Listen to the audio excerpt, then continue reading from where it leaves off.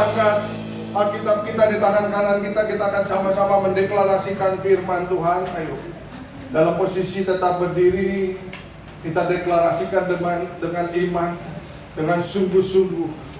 Pada hitungan yang ketiga, 2, 3. Aku percaya firman-Mu berkuasa. Aku percaya firman-Mu dapat merubah seluruh hidupku. Aku percaya firman-Mu ini adalah Tuhan sendiri. Aku siap untuk menerimanya dan melakukannya dalam nama Yesus. Haleluya. Amin. Tetap jangan ada yang duduk karena tadi Koko L sudah mengatakan bahwa hari ini tanggal 7 Juni ya, kita serempak seluruh Indonesia, seluruh gereja-gereja. Kita akan sama-sama berdoa buat bangsa Indonesia yang dipimpin oleh PGLII ya, Persatuan Gereja Seluruh Indonesia, dan kita akan sama-sama berdoa buat bangsa Indonesia agar bangsa Indonesia tetap jaya, agar bangsa Indonesia tetap diberkati oleh Tuhan. Silakan Kak, pokok-pokok doanya ini yang akan kita doakan ya. Terus Kak, doa syafaat ini ini ya, nanti saya akan berdoa untuk bagian yang pendeta, Bapak Ibu untuk bagian yang jemaat. Ayatnya saja yang dibacakan, kitabnya nggak usah ya. Contohnya, mari kita bersatu hati menaikkan doa syafaat bagi bangsa dan negara Indonesia. Bapak Ibu Saudara bacakan, dan umatku yang atasnya namaku disebut merendahkan diri ya. Siap Bapak Ibu Saudara? Siap. Siap ya semuanya. Ya, kita akan sama-sama berdoa buat bangsa Indonesia. Yuk kita satukan hati. Kembali kami datang ke hadirat-Mu Bapa, kami menyatukan iman kami. Seluruh bangsa Indonesia, seluruh gereja-gereja-Mu yang ada di bangsa ini Tuhan. Kami mau berdoa untuk bangsa Indonesia, agar bangsa Indonesia diselamatkan, agar bangsa Indonesia diberkati, agar bangsa Indonesia dilindungi Bapa. Oleh karena itu Tuhan, kami mau mendeklarasikan, kami mau berdoa syafaat buat bangsa Indonesia. Mari kita satukan hati menaikkan doa syafaat bagi bangsa dan negara Indonesia. Jemaat 2, 3. Yang atasnya namaku disebut merendahkan diri, berdoa dan mencari wajahku, lalu berbalik dari jalan-jalan yang jahat, maka Aku akan mendengar dari surga dan mengampuni dosa mereka serta memulihkan negeri mereka. Ya Tuhan, kami bersyukur atas pemeliharaanmu bagi bangsa Indonesia. Engkau telah menjaga negeri ini di tengah berbagai pergumulan dan tantangan. Tuhan akan menjaga keluar masukmu dari sekarang sampai selama-lamanya. Kami berdoa bagi presiden, para pemimpin bangsa dan semua penyelenggara negara. Karuniakan hikmat, kejujuran, serta hati yang takut akan Tuhan, agar mereka menjalankan tugas dengan adil dan bertanggung jawab. Pemerintahan atas dunia dipegang oleh Tuhan kita, dan Dia yang diurapinya, dan Ia akan memerintah sebagai Raja sampai selama-lamanya. Peliharalah persatuan Indonesia di tengah keberagaman suku, budaya, dan agama. Jauhkanlah bangsa ini dari perpecahan, kekerasan, dan kebencian. Damai sejahtera Allah yang melampaui segala akal akan memelihara hati dan pikiranmu dalam Kristus Yesus. Berkatilah perekonomian bangsa kami. Biarlah Indonesia berkelimpahan dalam semua yang terbaik, selalu mengalami kelimpahan dan tidak ada resesi. Allahmu akan memenuhi segala keperluanmu menurut kekayaan dan kemuliaan-Nya dalam Kristus Yesus. Lindungilah Indonesia dari bencana alam, wabah penyakit dan segala mara bahaya. Berikan penghiburan dan kekuatan bagi mereka yang menderita. Dengan kapaknya Ia akan melindungi kau, di bawah sayapnya kau akan berlindung. Kesetiaannya adalah perisai dan pagar tembok. Kami berdoa bagi anak-anak dan generasi muda Indonesia. Tuntun mereka hidup dalam kebenaran, menjauhi kejahatan, dan bertumbuh menjadi generasi yang membawa harapan. Semua anakmu akan menjadi murid Tuhan, dan besarlah kesejahteraan mereka. Berkatilah gereja-gereja-Mu di Indonesia, agar setia menjadi terang dan saksi kasih Kristus di tengah dunia. Bagilah menjadi Allah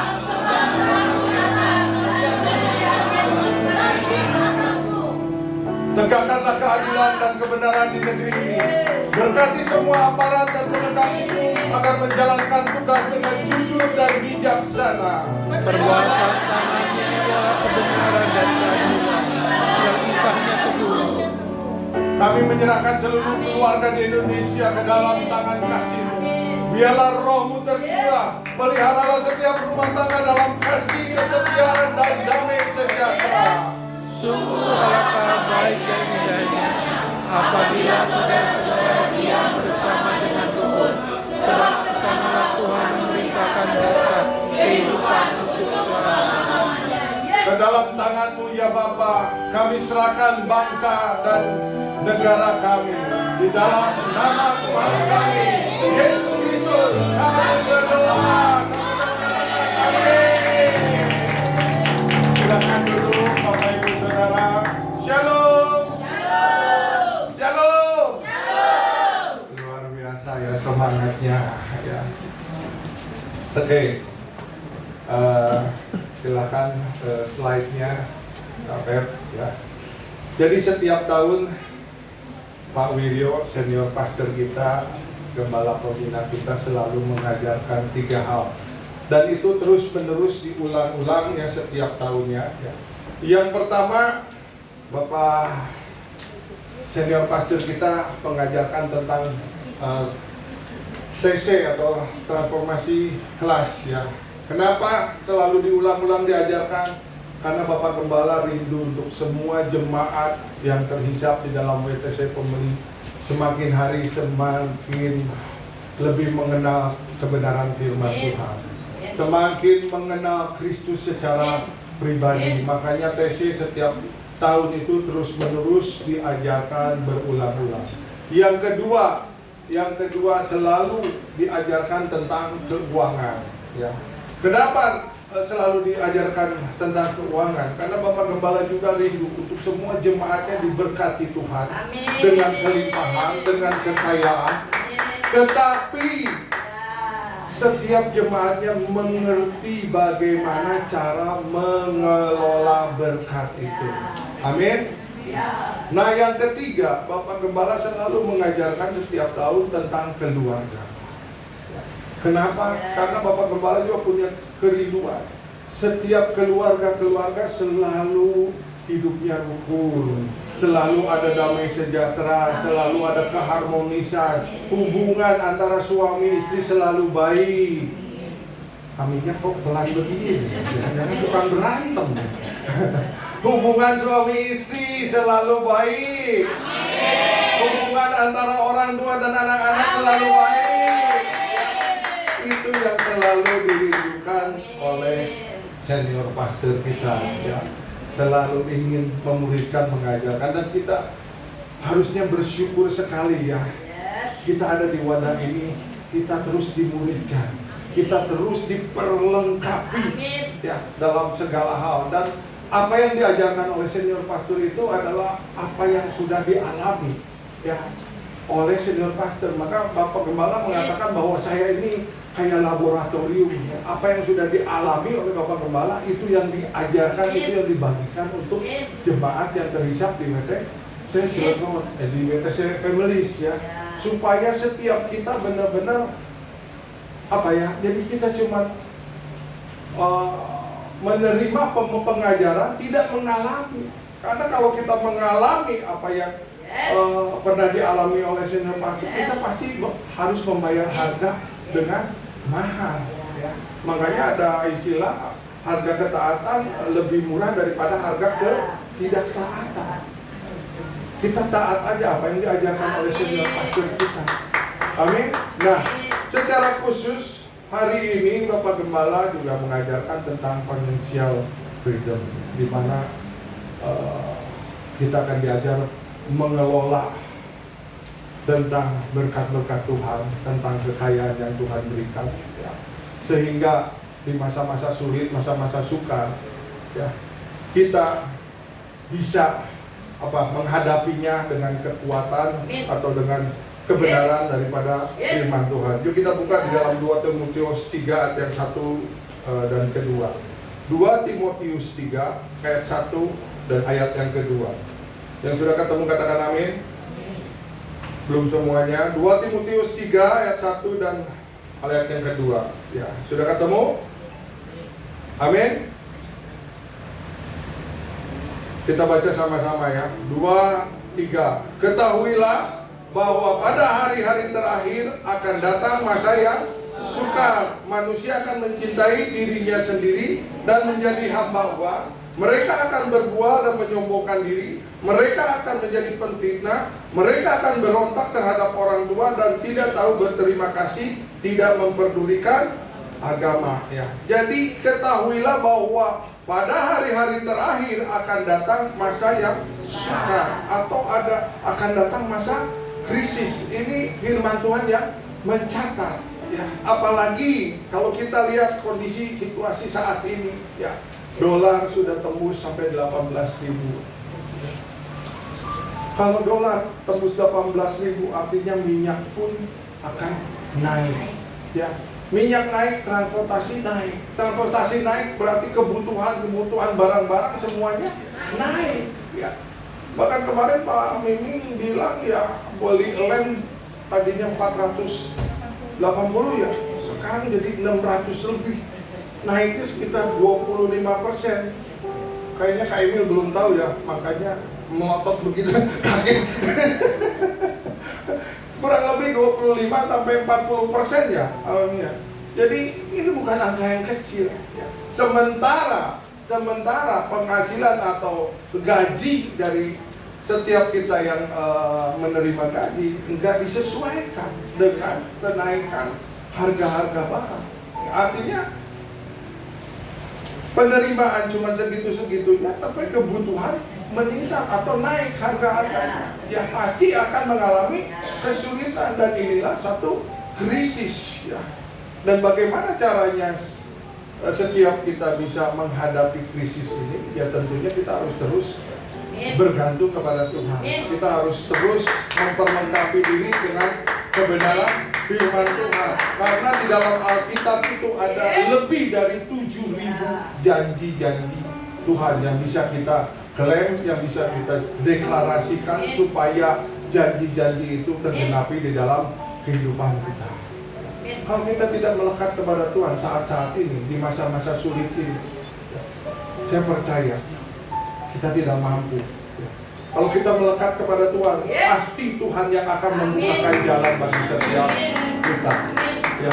Bahkan kemarin di bulan Mei kemarin di WOE, ya, Ibu Eva mengatakan bahwa ini mungkin juga prediksi dari para ekonom, ya, bahwa di tahun 2029 akan terjadi krisis yang besar. Itu mengulang 100 tahun sebelumnya. Jadi 1929 terjadi, ya kita semua mungkin belum lahir ya, terjadi krisis ya. Tapi 100 tahun kemudian 2029 akan terjadi lagi krisis yang besar. Ini memang prediksi ekonom, tapi Alkitab juga mencatat hari-hari terakhir akan ada masa-masa yang sukar, akan ada krisis. Makanya yuk, saya juga sekali lagi ibu-ibu, ayo kalau mau diperlengkapi datang di ibadah WOE. Ya. Amin. Ya. Supaya kenapa ibu-ibu juga mengerti gitu, bagaimana menghadapi kesukaran, bagaimana menghadapi kesulitan, bagaimana menghadapi krisis ini. Diperlengkapi sama hamba-hamba Tuhan yang akan menyampaikan buat ibu-ibu yang mengajar kepada ibu-ibu. Ya, ayo datang. Kalau kita mau diperlengkapi, kita mau diperbesar kapasitas kita. Karena apa? Kalau ibu-ibu semakin dewasa di dalam kerohanian, saya percaya seluruh keluarga, suami, anak-anak juga akan semakin naik di dalam kerohaniannya. Kalau semua satu keluarga kerohaniannya semakin dewasa, maka damai sejahtera di dalam keluarga itu pasti akan terjadi. Amin. Kebahagiaan, keharmonisan itu. Jadi sekali lagi, ini tanggal berapa buat besok POE? Tanggal 24. Pembicaranya sudah tadi disebutkan, dia itu gelarnya banyak ya. Banyak sekali gelarnya, saya juga nggak hafal satu-satu. Artinya dia itu sebagai mentor atau fasilitator atau konselor ya, yang bisa akan mengajarkan kepada ibu-ibu, sehingga paradigma ibu-ibu atau hati daripada ibu-ibu itu mulai terbuka dengan kebenaran firman Tuhan tentunya, ya. Nah, sekali lagi, ayo ibu-ibu dan bapak-bapak juga support istri-istrinya untuk datang di acara WOE ini. Amin. Ada amin? Amin. Saya jadi promosi ini. Tapi ya memang itu juga kerinduan saya, ya. Dari mulai anak-anak sekolah minggu sampai ibu-ibu, istri-istri, bapak-bapak semua diperlengkapi. Supaya kita semua mengenal kebenaran firman Tuhan, semakin kita dekat kepada Tuhan. Ya, karena saya tahu ini akan terjadi masa sulit, masa sukar, karena Alkitab yang mencatat, bukan saya yang ngomong. Alkitab yang mencatat bahwa masa di hari-hari terakhir ini akan terjadi kesukaran. Orang akan mencintai diri sendiri, akan semakin egois, menjadi hamba uang. Bahkan anak-anak akan berontak kepada orang tua. Kalau ibu-ibu tidak mengenal kebenaran, bagaimana mengajar kepada anak-anaknya? Bagaimana supaya anak-anaknya menjadi anak-anak yang takut akan Tuhan? Kalau kita sebagai orang tuanya juga, kita tidak takut akan Tuhan. Amin. Ada amin? Kayaknya jadi tegang. Padahal kita akan membahas tentang financial freedom, ya. Nah, jadi gereja perlu mengajarkan prinsip keuangan yang benar supaya jemaat memiliki pengetahuan. Katakan pengetahuan.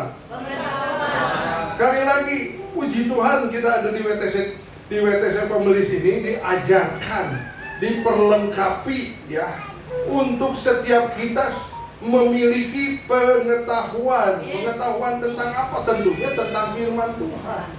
Bukan pengetahuan yang misalnya duniawi, tapi pengetahuan tentang firman Tuhan. Karena di dalam Hosea 4 ayat yang ke-6 dikatakan, umatku binasa karena tidak mengenal Allah.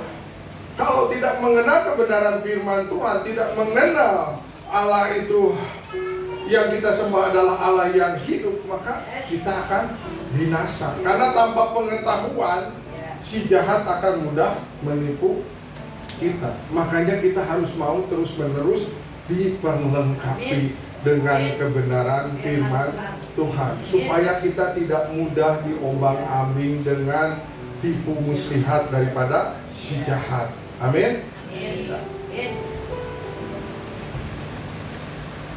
Rick Warren mengatakan bahwa uang adalah ujian bagi hati setiap kita. Kenapa kok uang merupakan ujian bagi hati kita? Karena seringkali pada saat kita kekurangan, kita butuh uang, kita datang dengan sungguh-sungguh kepada Tuhan. Betul apa betul? Betul, ya. Kenceng banget. Kita sungguh-sungguh, bahkan disuruh doa, disuruh puasa pun, ayo kita ikuti. Tetapi pada saat diberkati Tuhan dengan berkat yang berkelimpahan, hati kita tidak condong lagi kepada Tuhan. Hati kita tidak lagi melekat kepada Tuhan, tetapi hati kita melekat kepada uang. Inilah kenapa Korintus mengatakan bahwa uang adalah ujian bagi hati kita. Supaya kita sekarang ini diperlengkapi bagaimana caranya mengelola keuangan dengan baik, dan supaya hati kita juga pada saat Tuhan memberkati, karena ini memberkati itu kerinduan daripada Allah kita, daripada Bapa kita. Ya. Kita aja sebagai orang tua pengen terus-menerus memberkati anak kita, apalagi Bapa kita di surga. Ya, jadi itu kerinduan dari Bapa kita di surga untuk memberkati setiap kita. Tetapi kita pada saat setelah diberkati, hati kita tetap melekat kepada Tuhan, jangan condong kepada berkat Tuhan. Amin. Ya. Nah, tadi dikatakan di sini bahwa umatku binasa karena tidak mengenal Allah. Ya. Dan jangan sampai terjadi pada saat hidup kita sudah diberkati luar biasa oleh Tuhan, tetapi berkat itu seperti pundi-pundi yang bolong.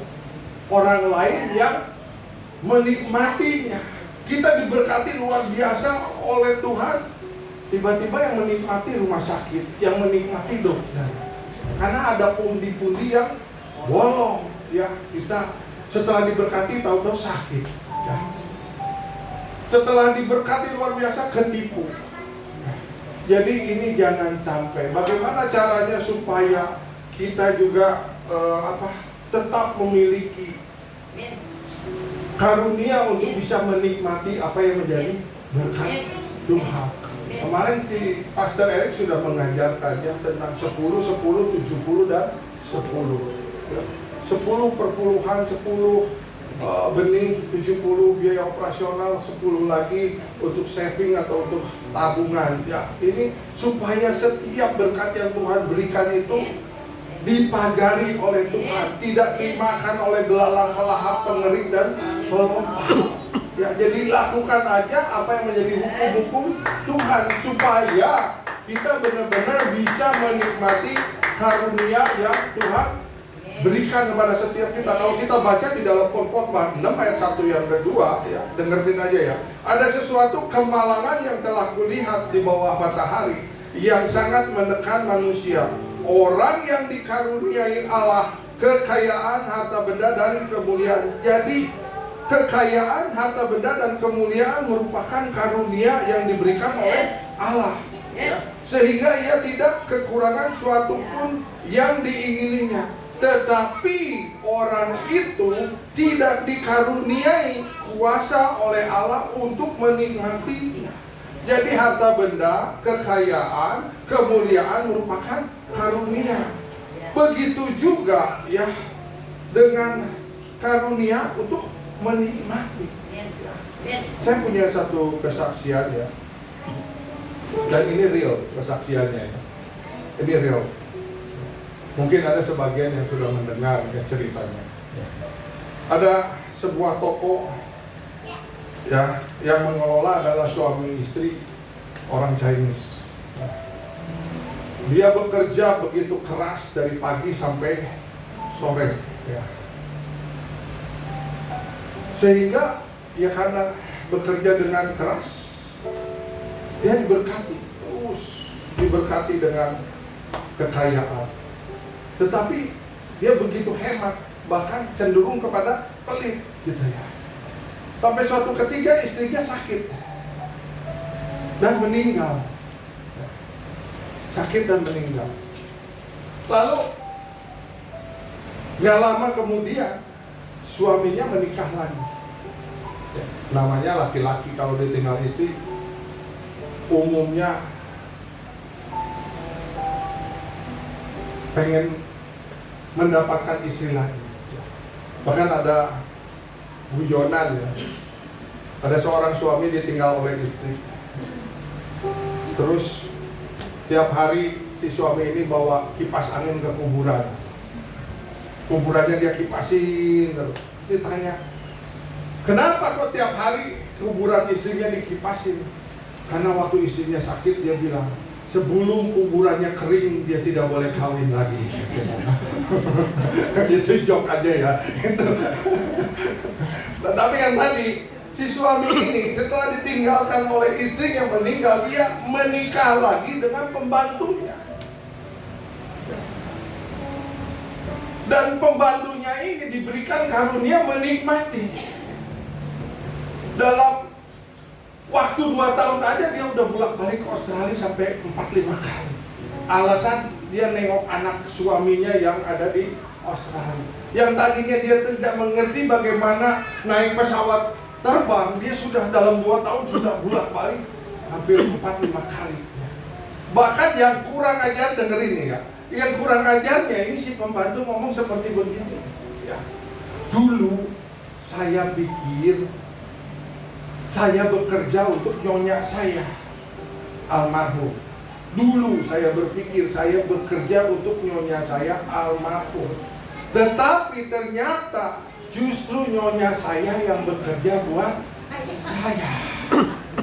Makanya kemarin sudah diajarkan, disampaikan oleh Kak Emil tentang 5 kekayaan. Salah satunya adalah kekayaan tentang waktu. Bagaimana kita bisa mengelola waktu yang terbaik. Pada saat diberkati, ayo kita menikmati apa yang menjadi berkat Tuhan. Jalan-jalanlah sama suami, sama anak-anak, sama istri, ya, sesuai dengan budget yang ada. Healing kata bahasa anak-anak sekarang, ya. Jadi kalau diberkati itu jangan pelit. Kemarin kata si Pak Erik Tanang, jangan pelit. Tapi kita juga harus punya karunia untuk menikmati, ya, supaya berkat Tuhan itu benar. Pak Widu mengajarkan hampir setiap tahun dia menikmati berkat Tuhan bersama anak, mantu, cucunya, istrinya, ya, setiap hari. Dan itu teladan buat kita. Di sini juga ada teladannya Ci Heni, ya, menikmati berkat-berkat Tuhan bersama anak mantunya, ya, terus jalan-jalan. Pak Agung tadi katakan, ini jalan-jalan dulu. Tapi itu nggak apa-apa, ya. Ini sekali lagi bahwa harta, benda, kekayaan, dan kemuliaan itu merupakan karunia. Tetapi menikmati juga merupakan karunia. Jadi harus balance, ya. Kita diberkati, kita harus juga menikmati berkat Tuhan. Karena ini yang Tuhan mau. Nah, sekarang ada pertanyaan, ya. Dijawab dengan benar atau salah. Yang sudah tahu pertanyaan ini diam dulu, ya. Ini pertanyaan buat jemaat semua. Jawab benar atau salah, dan jangan ada yang golput, ya. Uang adalah akar dari segala kejahatan. Benar apa salah? Benar. Yang katakan benar angkat tangan. Oh, banyak tuh. Yang katakan salah angkat tangan. Sedikit, ya. Uang adalah akar dari segala kejahatan. Yang jawab benar banyak sekali, ya. Yang mau uangnya banyak angkat tangan. Berarti pada jahat dong. Kan uang adalah akar dari segala kejahatan. Yang pengen banyak uang angkat tangan. Berarti pada jahat yang angkat tangan. Ya kan? Jadi, ya, uang adalah akar dari segala kejahatan adalah jawabannya salah. Uang bukan akar dari segala kejahatan. Yang menjadi kejahatan adalah cinta uang menjadi akar segala kejahatan. Kenapa? Karena dengan cinta uang artinya hati kita sudah condong sepenuhnya kepada uang. Dan dikatakan di sini di dalam 1 Timotius 6 ayat yang ke-10, karena akar segala kejahatan ialah cinta uang, sebab oleh memburu uanglah beberapa orang telah menyimpang dari iman dan menyiksa dirinya dengan berbagai-bagai duka. Orang yang cinta uang akan semakin egois. Orang yang cinta uang akan semakin serakah, semakin sombong, semakin ingin menekan orang-orang yang dilihatnya ekonominya lebih lebih miskin daripada dia. Ini yang menjadi kesalahan, yaitu cinta uang. Kalau kita dapat uang banyak, boleh nggak? Boleh. Yang penting kita tahu bagaimana cara mengelola uang tersebut, ya. Jadi yang tadi jawab benar harus berubah paradigmanya. Uang bukan akar dari segala kejahatan, ya. Yang akar dari segala kejahatan adalah cinta uang. Amin. Nah, jadi masalah utamanya bukan uang, tetapi hati yang mencintai uang, hati yang condong kepada uang, ya. Di pikirannya terus duit. Akhirnya dia tidak mau mengenal firman Tuhan. Padahal firman Tuhan itu adalah firman yang hidup, yang berkuasa, yang bisa mengubah seluruh karakter kita, keadaan kita. Dan sekali lagi, ya, ada lebih dari 7.000 janji Tuhan di dalam firman Tuhan yang bisa kita deklarasikan, yang kita bisa klaim janji-janji itu. Tozer mengatakan bahwa kekayaan bisa jadi berkat atau bisa juga menjadi kutuk, tergantung dari isi hati kita, ya. Dan uang tidak mengubah, tetapi menyingkapkan. Apa yang disingkapkan oleh uang, ya, di sini dikatakan bahwa uang seperti kaca pembesar, ya, memperbesar apa yang sudah ada di dalam hati kita. Nanti dikatakan, ya, dengan banyak uang hati kita condongnya kemana? Itu yang diperbesar, ya. Itu yang disingkapkan oleh kondisi keadaan kita, diberkati oleh Tuhan itu. Condongnya hati kita kemana? Dan saya berdoa di tempat ini, semakin kita diberkati oleh Tuhan, kita semakin melekat kepada Tuhan. Amin. Semakin kita banyak uang, semakin kita mengerti bagaimana kita mengutamakan Tuhan dan di atas segalanya, sehingga hidup kita penuh dengan kebahagiaan, ya. Kita bisa menikmati apa yang menjadi berkat yang Tuhan berikan kepada setiap kita, ya. Dan kesalahan terbesar dalam keuangan bahwa kita merasa semuanya itu adalah milik kita sepenuhnya, ya. Kita merasa bahwa semuanya adalah milik kita, ya. Sehingga kita mau melakukan yang tadi 10, 10, 70 dan 10, itu pun kita akan berpikir banyak. Kenapa? Karena saya yang kerja, saya yang capek, uang saya, masa kita kembalikan 10% untuk gereja, untuk rumah Tuhan.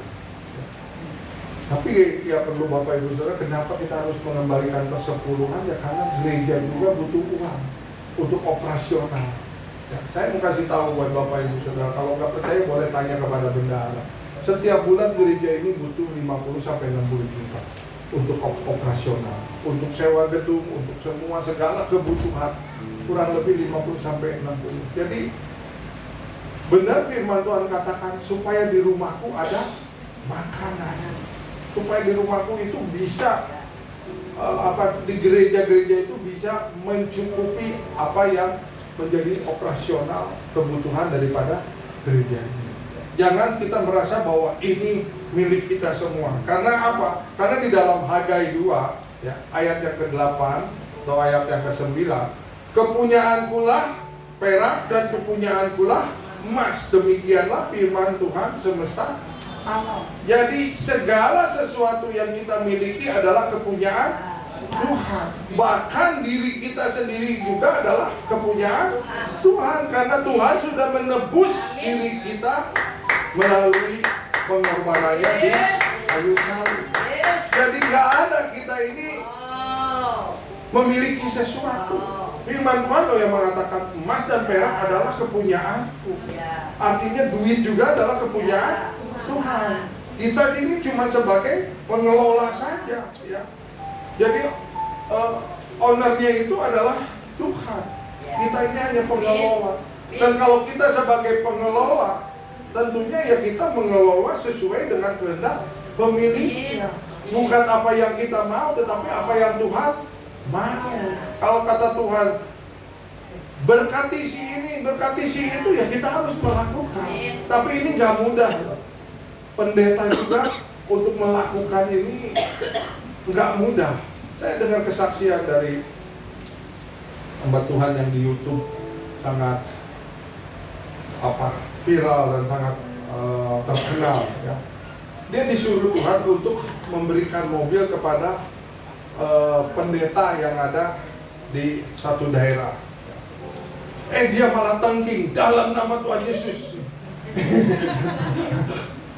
Karena dia dengar, udah dia diemin ya, sebulan 2 bulan. Tapi itu Tuhan bicara lagi, berikan mobil kepada pendeta yang ada di kampung saya. Terus karena dia seorang istri, ya, dia harus bilang dulu sama suaminya.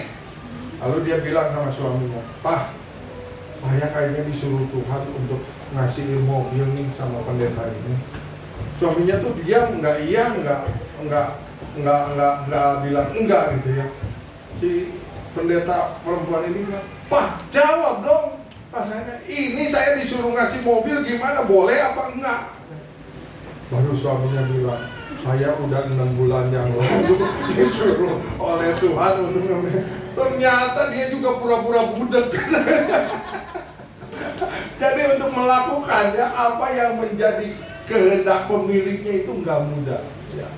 Tetapi kalau kita sekarang pagi hari ini diajar untuk bagaimana kita bisa mengelola dan semuanya itu adalah milik Tuhan, kita harus taat saja. Ya, amin. Ya. Kalau kita memberikan sesuatu, Tuhan juga tidak akan melupakan. Ya. Nanti kita belajar lebih lanjut ya, bagaimana kalau orang yang murah hati itu akan semakin diberkati oleh Tuhan. Ya. Tuhan memiliki segala sesuatu, kita hanya pengelolanya saja.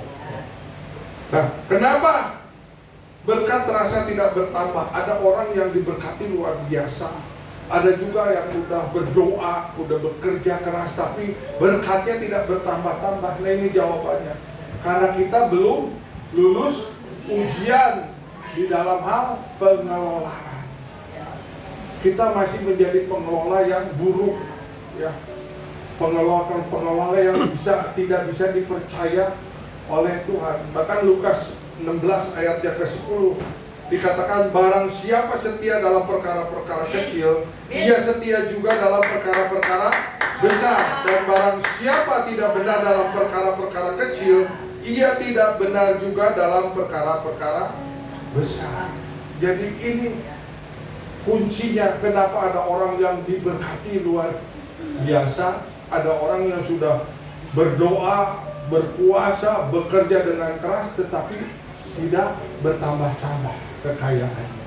Karena kita belum lulus ujian di dalam hal pengelolaan. Ya, jadi kalau Bapak Ibu Saudara, ya, anak-anak muda pengen diberkati lebih lagi, jadilah pengelola-pengelola yang baik. Ada amin? Ya. Jadi pengelola-pengelola yang baik, supaya kita bisa dipercayakan oleh Tuhan perkara-perkara yang lebih besar lagi. Tadi kita sudah baca ini, barang siapa setia dalam perkara kecil, dia juga setia dalam perkara yang besar.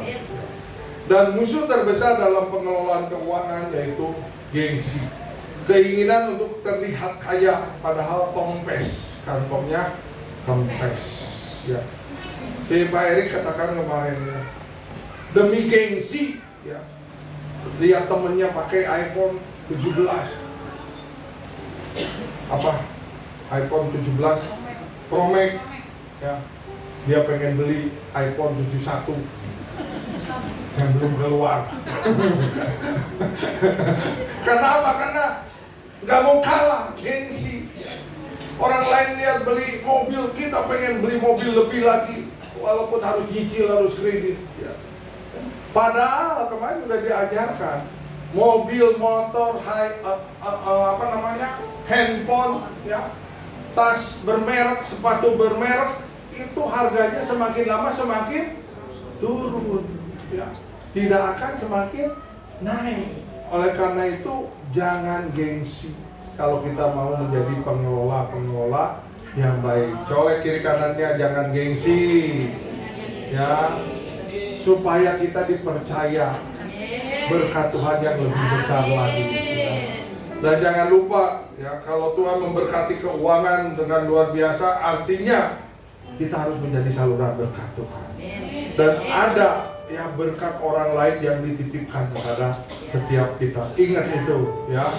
Karena kita cuma sebagai pengelola, yang menjadi pemiliknya adalah Tuhan sendiri. Dan kita juga harus mengikuti apa yang pemilik mau, ya. Nah, hutang dan gaya hidup konsumtif adalah jerat orang kaya yang diberikan kepada orang miskin, ya. Kalau kita gengsi, kalau kita cuma mau mengikuti, menuruti nafsu, keinginan, kedagingan kita, maka itu akan menjadi jerat buat setiap kita, akan menjadi suatu kesulitan buat setiap kita. Bahkan Amsal 22 ayat 7 mengatakan bahwa orang kaya menguasai orang miskin, yang berhutang menjadi budak dari yang menghutangi. Nah, ini jerat, ilustrasi daripada jerat orang kaya, ya. Adanya utang, adanya bunga tinggi, adanya gengsi, adanya pola hidup yang boros, padahal gajinya pas-pasan, ya. Hutang kartu kredit, ya. Tekanan hidup, dan ini menjadi kesulitan bagi orang miskin, dan orang miskin terikat atau dikuasai oleh orang kaya, ya.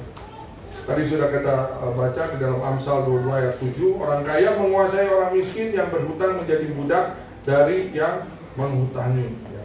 Remsen mengatakan bahwa hutang itu bentuk perbudakan yang membatasi kebebasan Tuhan untuk bekerja dalam hidup kita, ya.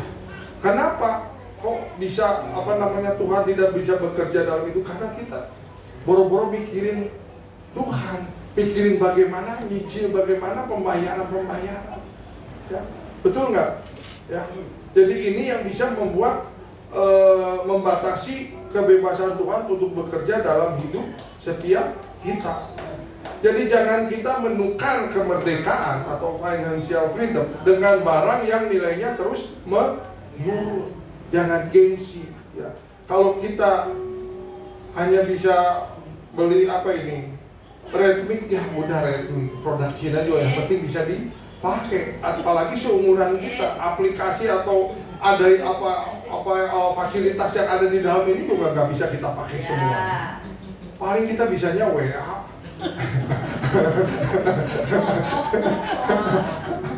WA-an juga udah luar biasa, dulu mah nggak ngerti WA itu apa, ya. Jadi udah beli semakin canggih produk juga kalau kita nggak bisa pakai buat apa, ya.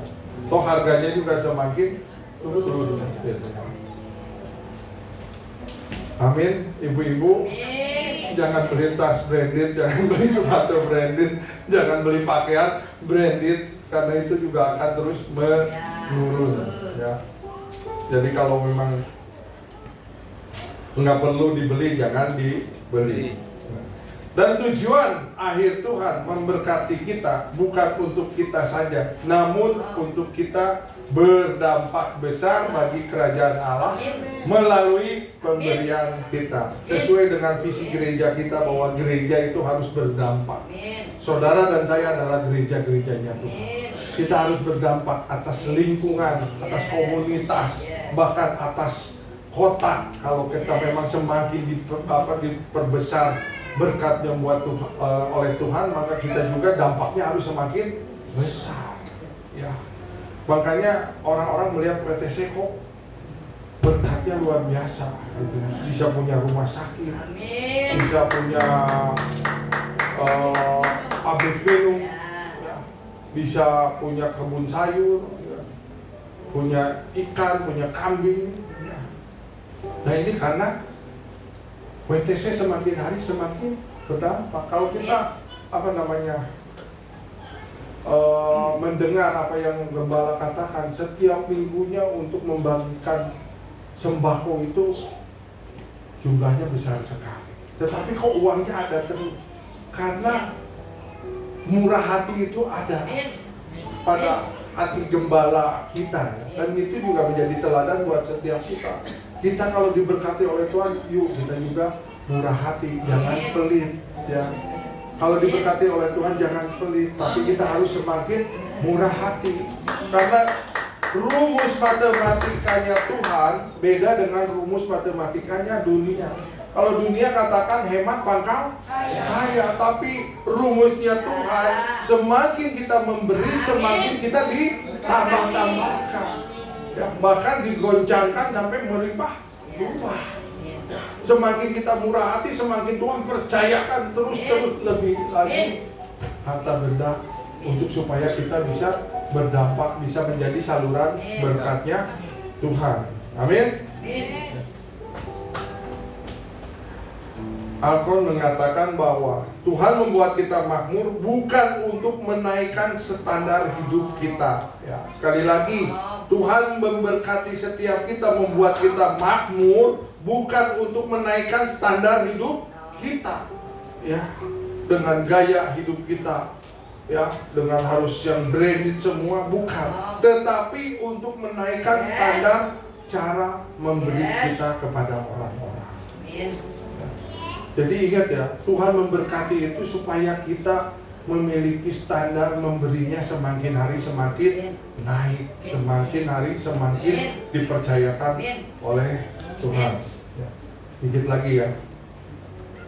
Nah, uang adalah hamba yang baik, bisa menolong, bisa membangun gereja, bisa memberkati orang banyak. Kalau diposisikan uang ini menjadi hamba. Tetapi ya, uang juga kalau diposisikan, dia akan bisa menjadi tuan yang jahat, yang bisa membuat cemas, kekhawatiran, serakah ya, dan menghalalkan segala cara. Makanya sekali lagi pagi hari ini ya, yuk kita menjadi pengelola-pengelola yang baik ya. Kita mengerti bagaimana financial freedom itu ya, diajarkan oleh Bapak Gembala supaya kita semakin diberkati oleh Tuhan. Amin. Bapak Ibu Saudara, ya, berubah paradigma kita. Ya. Walaupun kita diberkati Tuhan luar biasa, tetapi hati kita tetap condong kepada Tuhan. Yang mau terus dibentuk, mau terus diajarkan oleh Tuhan. Amin. Tuhan Yesus memberkati. Saya undang pemusik ya, WL Singer untuk maju ke depan. Kita akan masuk di dalam perjamuan kudus ya. Perjamuan kudus ini bukan untuk anak-anak di bawah usia 12 tahun ya, tetapi buat setiap kita yang sudah dibaptis. Namun walaupun belum dibaptis tetapi sudah berusia di atas 12 tahun ya, boleh mengambil perjamuan ini ya.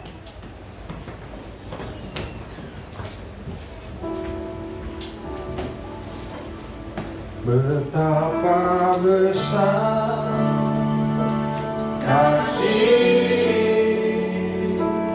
pengampunanmu Tuhan, tak kau pandang indah hati yang hancur.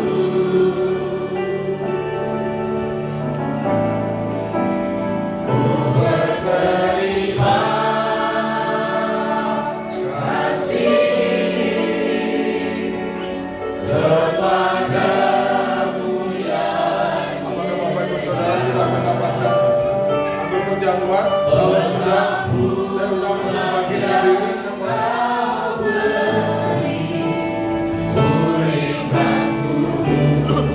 Betapa besar, betapa besar kasih pengampunanmu Tuhan.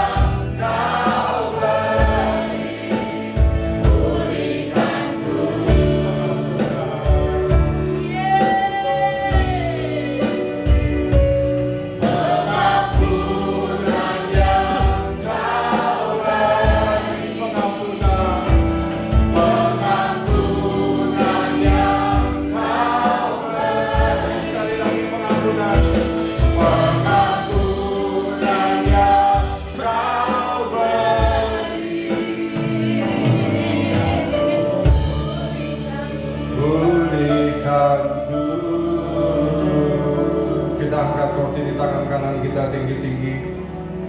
Dengarkan firman Tuhan. Sebab apa yang telah kuteruskan kepadamu telah aku terima dari Tuhan, yaitu bahwa Tuhan Yesus pada malam waktu ia diserahkan mengambil roti, dan sesudah itu ia mengucap syukur atasnya, ia memecah-mecahkannya dan berkata, inilah tubuhku yang diserahkan bagi kamu. Perbuatan ini menjadi peringatan akan aku. Saudara yang terkasih, bukankah roti yang atasnya kita ucapkan syukur adalah persekutuan kita dengan tubuh Kristus? Amin. Mari kita makan di dalam nama Tuhan Yesus Kristus.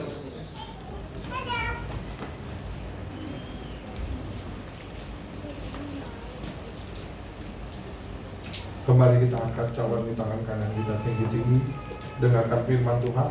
Demikian juga ia mengambil cawan sesudah makan lalu berkata, cawan ini adalah perjanjian baru yang dimeteraikan oleh darahku. Perbuatlah ini setiap kali kamu meminumnya menjadi peringatan akan aku. Saudara terkasih, bukankah cawan yang atasnya kita ucapkan syukur adalah persekutuan kita dengan darah Kristus? Amin. Mari kita minum di dalam nama Tuhan Yesus Kristus. Angkat kedua tangan kita. Katakan terima kasih. Terima